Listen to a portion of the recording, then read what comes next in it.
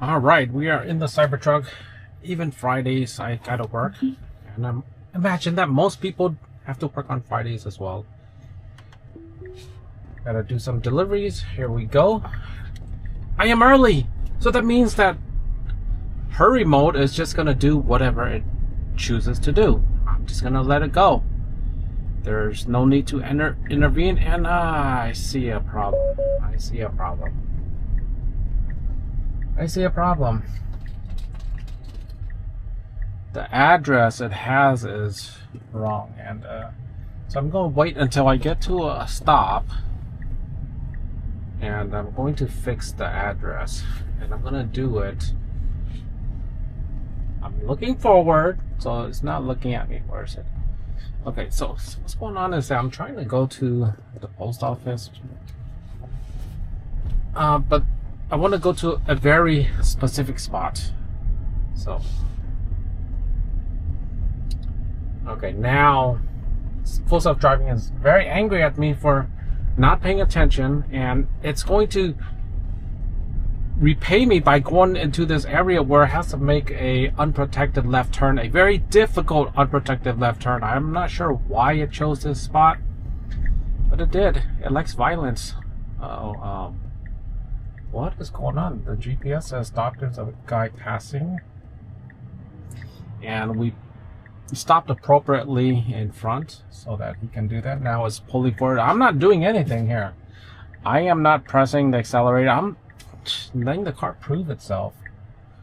This is an unprotected left turn. It is difficult because of the traffic that's going on. And here's our breakaway chance. Is it good? Oh wait, never mind. America is in the middle of an innovation race with China, and the stakes couldn't be higher. That's why we're unveiling a new automated vehicle framework. You know, this is a pinpointed spot. The GPS has stopped working, and now there's more and more traffic coming along.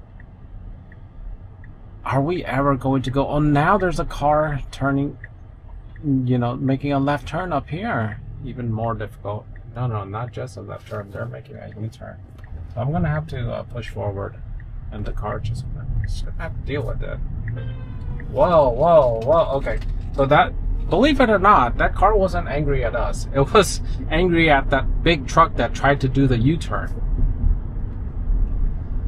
Like I said, it was a very tricky spot, very tricky turn, and we probably would have made things worse if I didn't intervene. So I did intervene in that I hit the accelerator. The car was still driving. I didn't stop the system, so I mean, for courtesy's sake, you can't just let that truck get stuck like that, right? That truck is gonna get hit, or somebody's gonna freak out. It's California. People drive like crazy here. Everybody has to get to their destination quickly.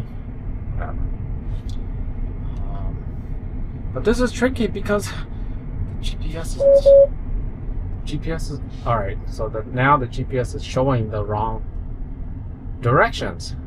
Look, little gang of okay. So, but you know, it's showing two sets of directions. So I don't get it. I don't get it.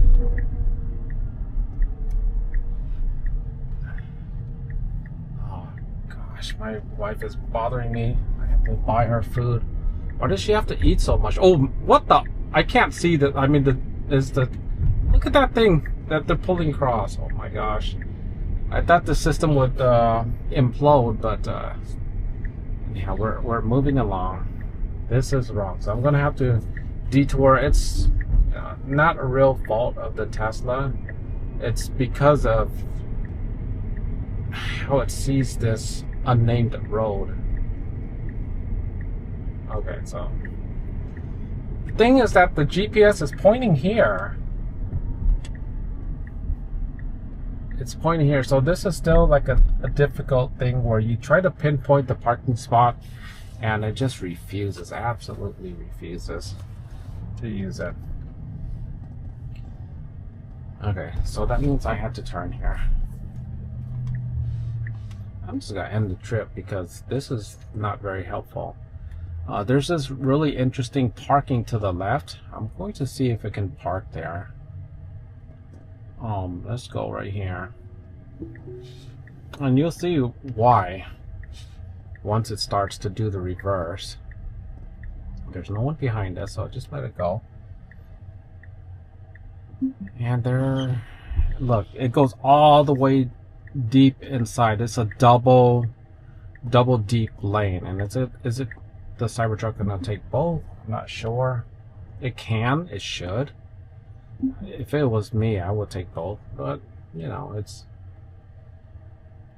it can do what it wants. It's fine because there's no one here right now. And so there is some exciting news. Be right back.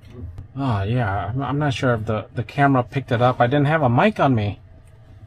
Oh yeah, the postal guy, he was just checking out the Cybertruck.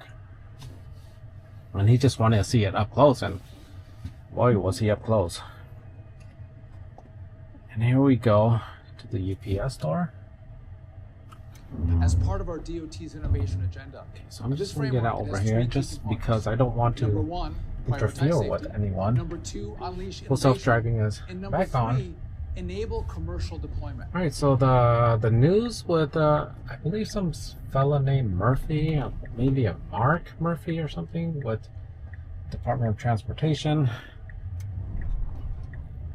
And there's going to be a framework for automated vehicles, AI cars, whatever you call them, robotaxis.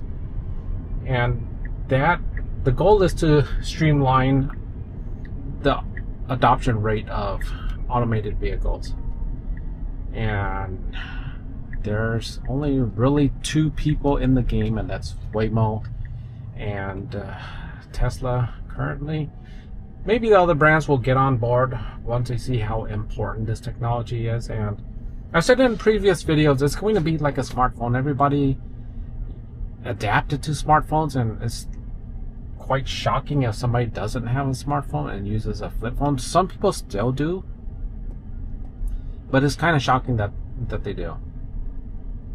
And the same is going to happen with full self-driving and like technologies and unsupervised full self-driving, and eventually by the end of this year, sleep in your car full self-driving, and maybe even get my kids a job full self-driving. And on that topic, there is a screenshot by Nick Cruz Pantane. Passive income with Tesla's robotaxi network. And it says, think of it like Airbnb on 4 wheels. Noah has requested a 6.9 mile ride, estimated trip time 15 minutes, estimated earnings $11.25. So you can earn up to 40 something dollars, $44, $45 an hour. And if you take out all the taxes and fees and whatnot, you could still earn like an honest living. And if my kids like fail in school, they have like a Model Y or something that I might get for them after they go into college, then they can do this, earn money. But you know, I'm not sure if I'd be comfortable if my girls were doing this. It's just something to consider. Or if they let the car do it on its own, that would be tremendous. Here's a right turn that, you know, full self-driving can't really handle this. Very tight turn. Oh my, oh my, oh my. And cars everywhere. Yeah, this is one of the struggles, and we handled it. Oh man, I feel sorry for the UPS guy. He is all the way over here. Oh no, okay, never mind. There's 2 UPS trucks here today, because that would be an awful push for him to go over there. And yeah, so DOT is going to try to streamline it, and I believe the reason why is because it's it's related to, okay, are we gonna hit this UPS truck? We're getting awfully close. It does kind of scare me when it does that. No, you're not gonna steal no my See, I'm gonna override this, not because of safety, but it's because the Cybertruck was going to try to take this lady's spot, and that is just inappropriate. She got here first. Even if I have to walk far, I'll walk far. I'm not gonna steal no one's spot. Okay, here's a car that's going out.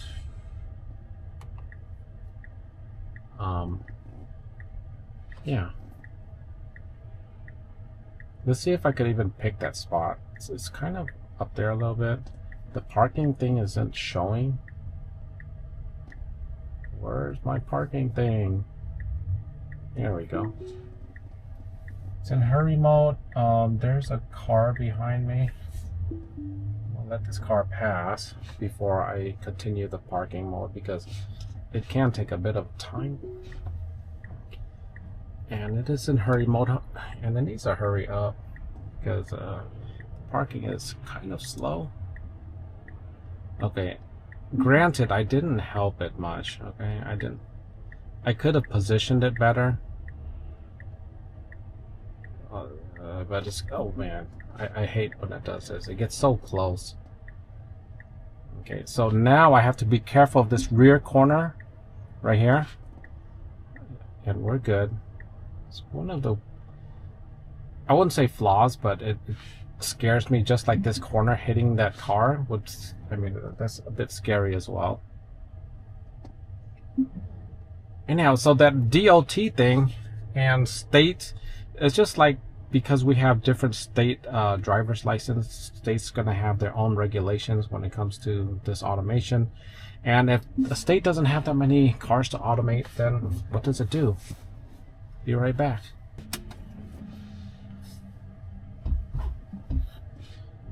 Alright, I'm going to manually override this just a bit because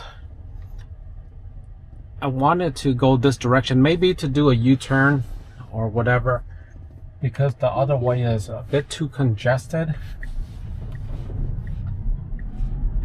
There's a car coming up quick. Okay, so it decides to, it's just gonna go fully around, and we'll just go that way. I thought I was gonna do a U-turn right here, but instead it's not. It decides it doesn't want to. It's gonna do right instead. As for the state regulations, the Department of Transportation, they're going to issue guidance. They're gonna help move things along, because if you get self-driving and every place has their own little rules and sets and guidelines, it might take forever, right? And there's similar effect going in Europe. Europe doesn't have full self-driving, and because of that, the strategy in Europe is just to get one of the European nations to get it. And I believe that's why they tried the Netherlands first. And hopefully that's going to translate to every other place getting it. So American setup is going to be similar. The states aren't going to have their own independent ways of doing things. And from there, hopefully it just moves quicker. It could be something like Waymo. They have like a remote operator. Right, so maybe one state has a rule that says you must have a remote operator, and one says that nah, you're good. So we don't know, but this should nationalize it and make it more streamlined. And hopefully, I mean, the goal is to cut up the red tape. But have you ever heard of the federal government?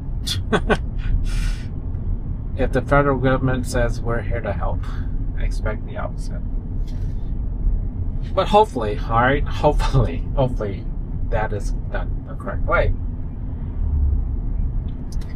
Yeah, we'll just take it at face value. And what is face value at the government? I don't know. Right.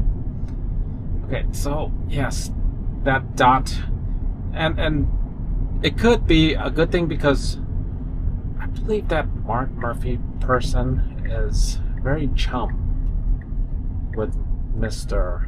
Musk. They have something in common. Oh shoot, what the? Oh man, that was too close for comfort. Yeah, I don't know why it does like these wide turns. And where's it going? It's taking me into the corner of this lot. It doesn't want to be seen. This Cybertruck is kind of funny like that. So this Mark Murphy and Elon, they are chummy because they have something in common. They have an extraordinary amount of children. Yes, I believe he has like 9 kids compared to Elon's 13. So he doesn't compare to Elon. But I believe he has 9 with just 1 wife. So his wife is like a megastar. And now we're just going to get parking here. And so yes, the massive rollout of full self-driving, if it works out, you know, it's very difficult to say if it will, because here I am. I only drove like a few miles and I did have to intervene. Otherwise, I didn't have to intervene in that nothing was technically wrong. But if I didn't intervene, I could have